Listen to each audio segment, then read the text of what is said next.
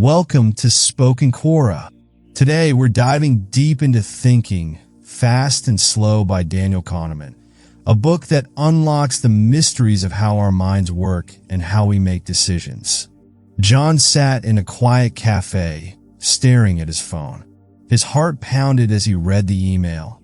Congratulations! You've been offered the senior manager position. This was his dream job, but something fell off. The company's culture seemed toxic, yet the pay was double his current salary. He had to decide quickly. His mind raced. One voice told him to grab the opportunity, while another whispered caution. As he struggled, he recalled a book his mentor once recommended, Thinking, Fast and Slow by Daniel Kahneman. Curious and desperate for clarity, he decided to read it that evening, unaware that it would change the way he made decisions forever. John sat by the window, flipping through the pages of Thinking, Fast and Slow. The book introduced him to two invisible forces in his mind, two distinct ways of thinking that had unknowingly guided every decision he had ever made. The first was System 1, fast, instinctive, and emotional. It made snap judgments, allowing him to react instantly to situations. It was the reason he could catch a falling glass before it shattered or recognize a familiar face in a crowd without effort. But it was also impulsive, sometimes leading him astray. Then there was System 2, slow, deliberate, and logical. Unlike System 1, this part of his brain required effort. It was the voice that made him double-check an answer on a test, weigh his options before making a big decision, and analyze situations carefully. System 2 wasn't always in control. Most of the time, System 1 took charge. As he read, a memory surfaced, one that perfectly illustrated how these two systems had battled within him before. It was his second year in college, and John had started to take an interest in investing. One day, while browsing an online forum, he noticed people buzzing about a particular stock. Its price had been rising steadily, and everyone seemed convinced it would continue to soar. His heart pounded with excitement. This is it, he thought, a golden opportunity. Without hesitation, he emptied his savings into the stock, convinced that he was making a smart move. For the first few days, it seemed like he had struck gold. The stock kept climbing, and John felt like a financial genius. His System 1, thrilled by the immediate gains, reassured him that he had made the right choice. Then, without warning, the stock plummeted. Within weeks, half his money was gone. Panic set in. He scrambled to understand what had happened, but the damage was done. Looking back, he now realized that his fast-thinking System 1 had been in control. He had made a decision based purely on excitement and fear of missing out, without doing any real research. If he had slowed down and engaged System 2, he would have analyzed the company's fundamentals, checked its history, and maybe even sought expert advice. That extra effort might have saved him from a costly mistake. For the first time, John understood how these two systems ruled his life.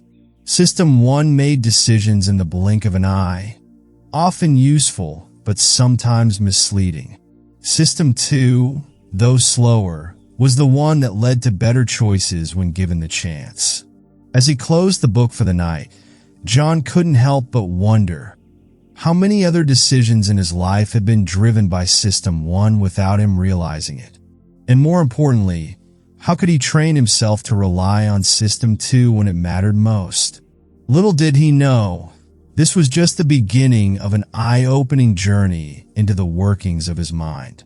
John turned the page and felt a strange sense of discomfort. The words in front of him were unsettling, the illusion of confidence. According to Kahneman, people often overestimate their knowledge and abilities, blindly trusting their gut feelings even when they have little reason to do so. This false confidence leads them to make bold decisions without questioning their assumptions. often resulting in costly mistakes. As he read, a memory surfaced, one that made him shift uncomfortably in his seat. It was a painful lesson from his past, one that had cost both money and reputation. A few years ago, John had been promoted to a leadership role in his company. It was his first real taste of power, and he relished the feeling of being in charge. He had worked hard to get there, and he believed his instincts were sharp enough to make the right calls. One day, his team was faced with a critical decision, a new product launch that had the potential to boost the company's profits significantly. John had seen similar situations before, and based on his past experiences, he felt certain that the product would be a massive success. His marketing team, however, was skeptical. They had conducted surveys, analyzed market trends, and gathered data that suggested otherwise. But John barely glanced at their reports. "I've been in this industry long enough," he told them confidently. "Trust me, I know what I'm doing." Encouraged by his own certainty, he pushed forward with the launch, dismissing his team's concerns. The decision felt right. His gut instinct assured him that he was making the best choice. At first, things seemed fine, but within weeks, the cracks began to show. Sales were much lower than expected, and customer feedback was lukewarm at best. The market wasn't responding the way John had predicted. Then came the real blow. The company lost thousands of dollars due to overproduction, poor marketing decisions, and a miscalculation of demand. John was stunned. He had been so confident. How could he have been so wrong? It wasn't until much later that he realized the truth. His brain had tricked him. Kahneman explained that our minds create stories to justify our confidence, even when there's no solid evidence to support our beliefs. Instead of analyzing the data carefully, John had relied on a mental shortcut, his past experiences. He had mistaken familiarity for certainty. Just because something had worked before didn't mean it would work again.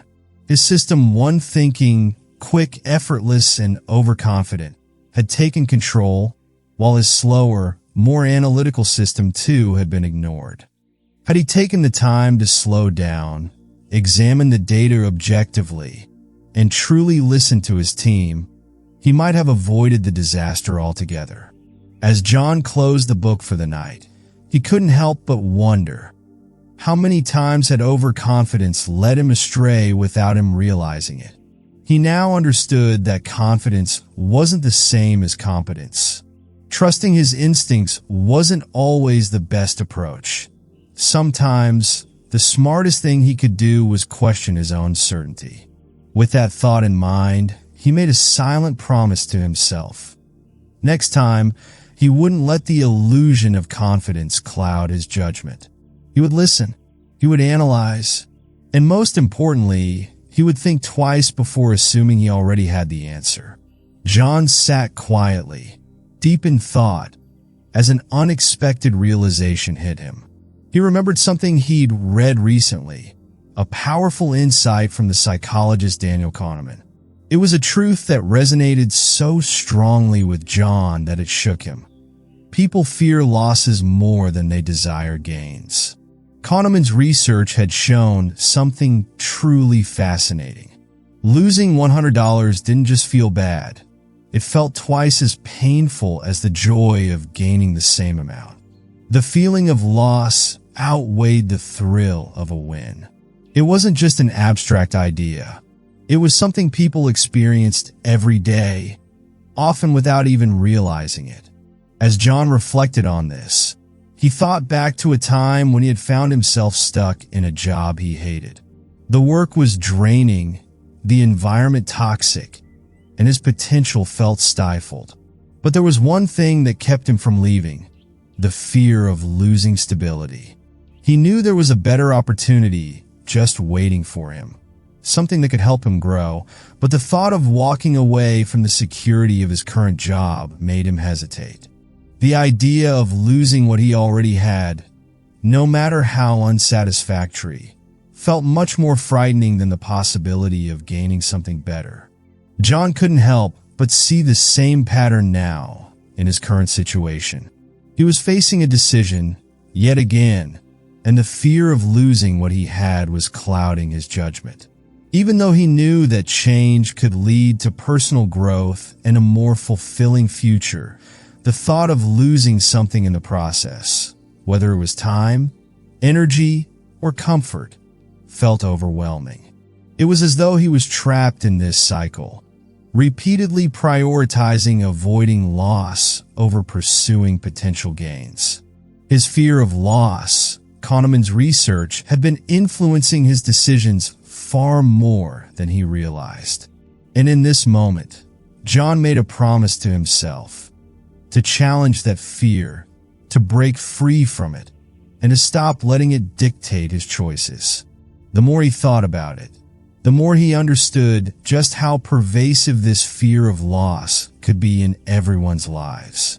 Whether it's a relationship, a job, or even something as simple as a favorite pair of shoes, we all tend to hold on tightly to what we have, even if it isn't perfect, because we fear the pain of losing it.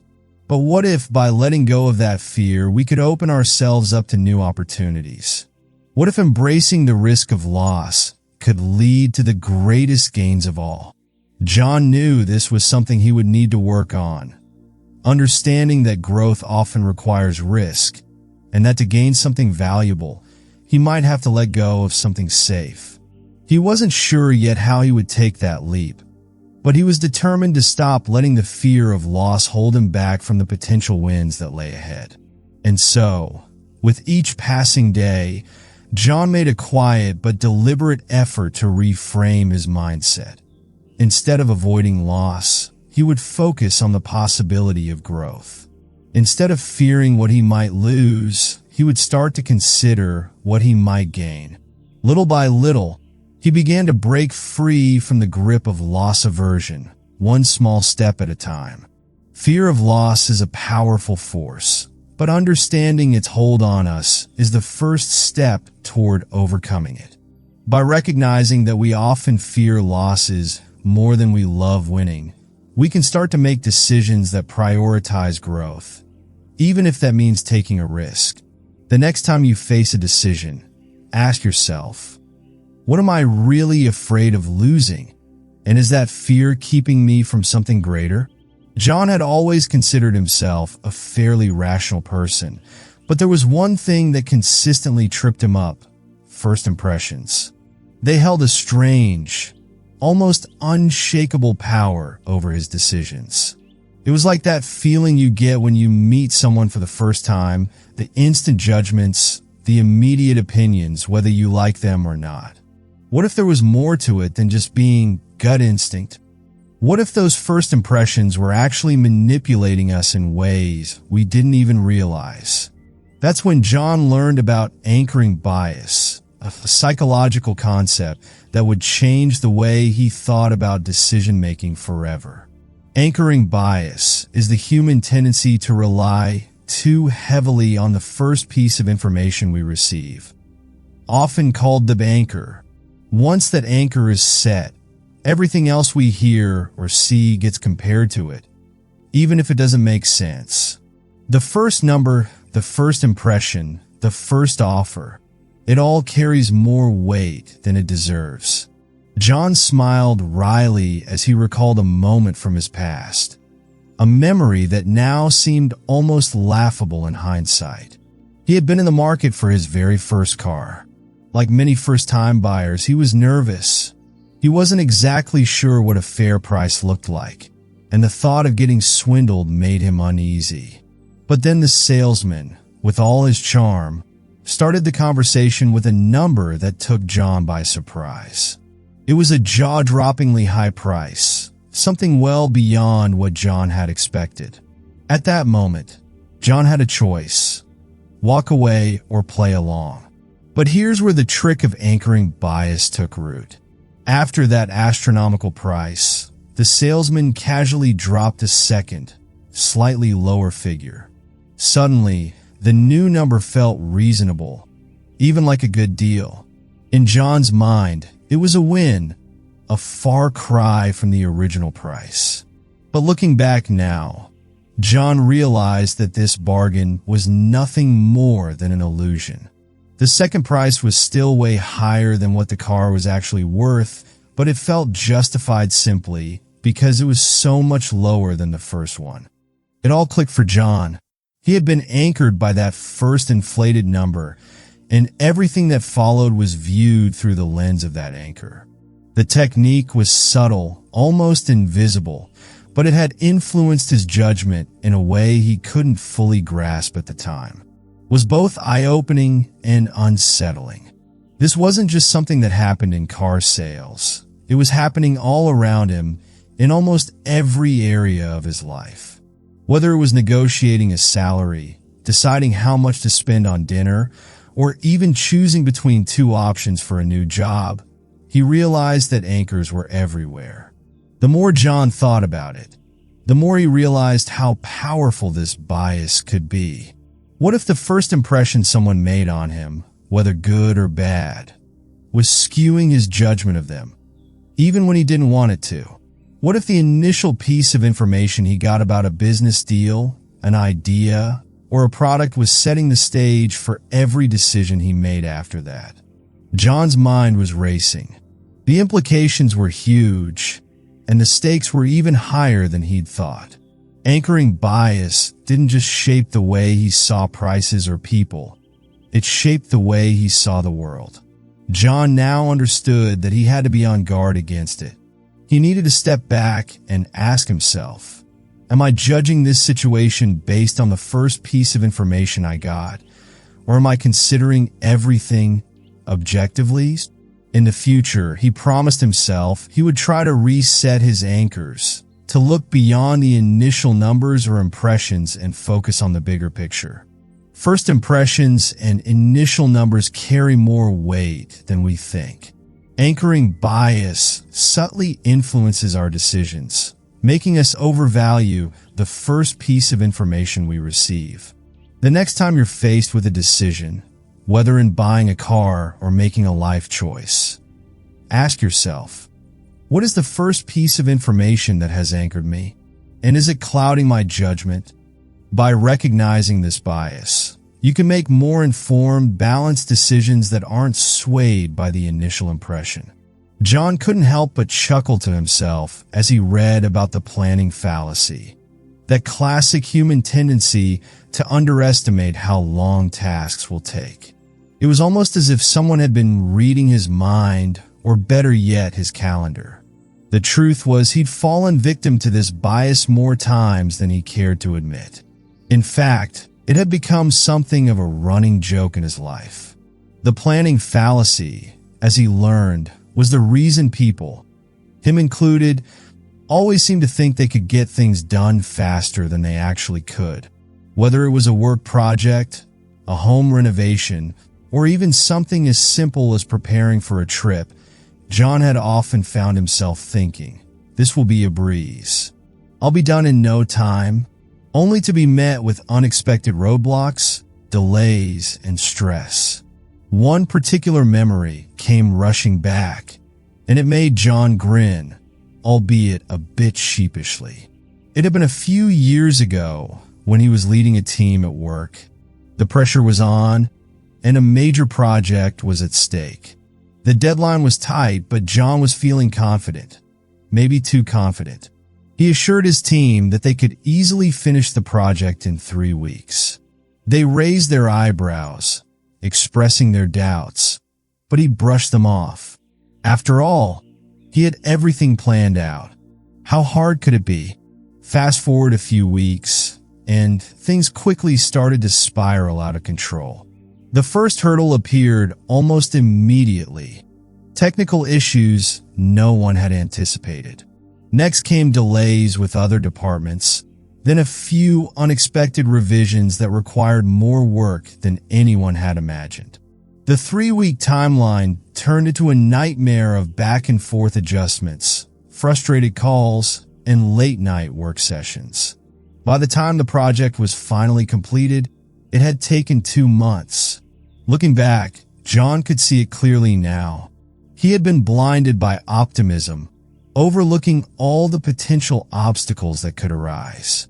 Instead of taking into account the uncertainties and listening to his team's concerns, he had charged ahead with an overly ambitious plan.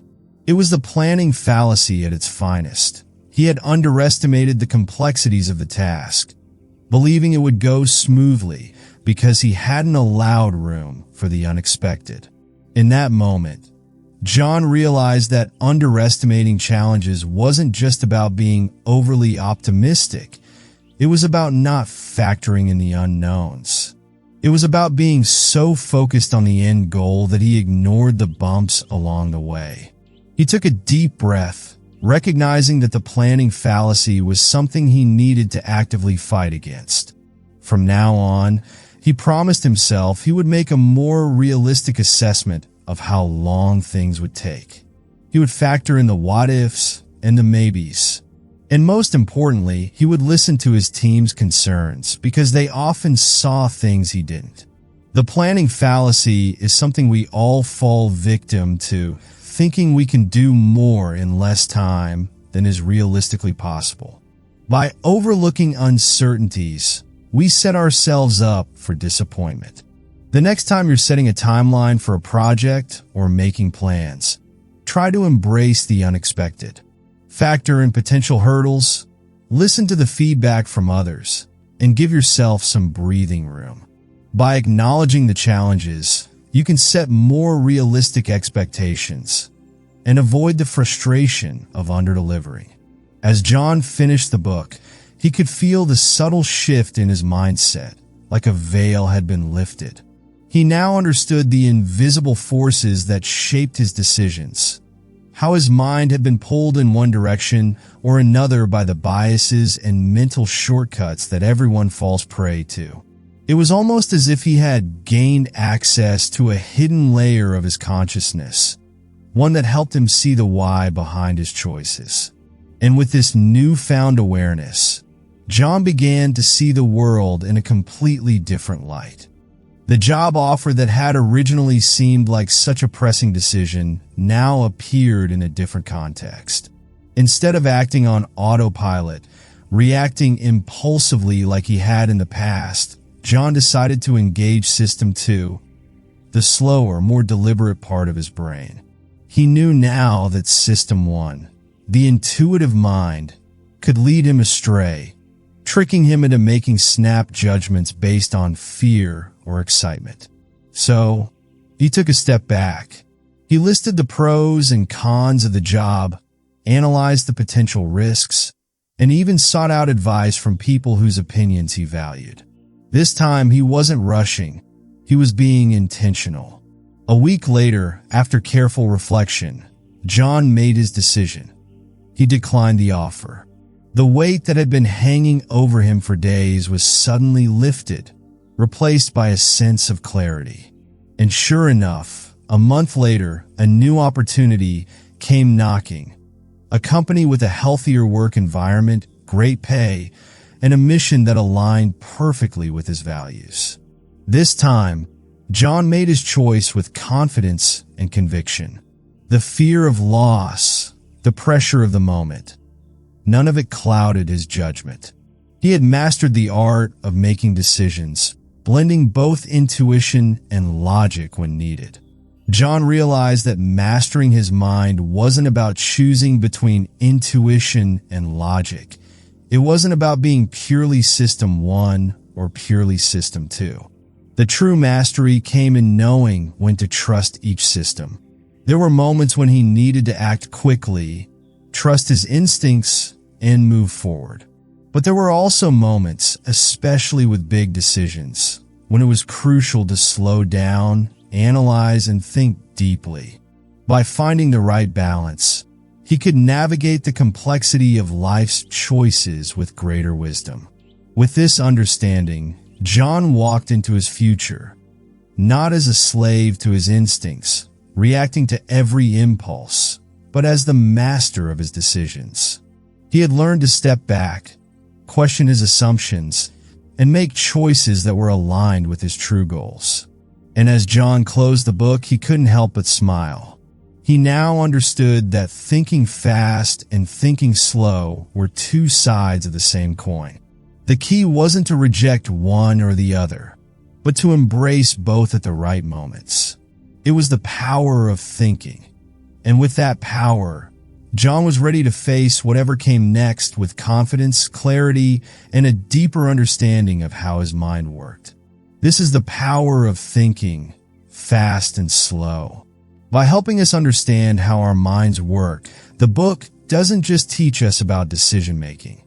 It shows us how to make better choices in life, relationships, and career. So, the next time you're about to make a big decision, pause and ask yourself, am I thinking fast or thinking slow?